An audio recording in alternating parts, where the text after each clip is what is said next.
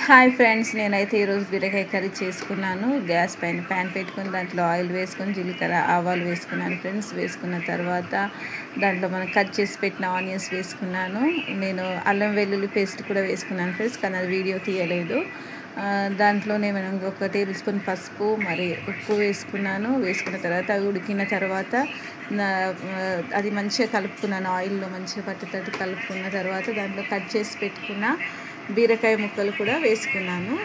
బీరకాయ ముక్కలు వేసుకొని అది బాగా కలుపుకున్న ఒక 2 నిమిషాలు మంచిగా ఆయిల్ అంతా బీరకాయ ముక్కలకు పట్టేటట్టు కలుపుకున్న తర్వాత ఒక 5 మినిట్స్ దాన్ని క్యాప్ పెట్టి ఉడికించుకున్న తర్వాత చూడండి ఫ్రెండ్స్, ఇలా అయింది. ఇలా అయిన తర్వాత కట్ చేసి పెట్టుకున్న టమాటోస్ దాంట్లో వేసిన తర్వాత టమాటో ఉడికించుకున్న తర్వాత ఇలా ఉడికింది ఫ్రెండ్స్. ఉడికిన తర్వాత నేను ఒక 2 టేబుల్ స్పూన్ల కారం వేసుకున్నా.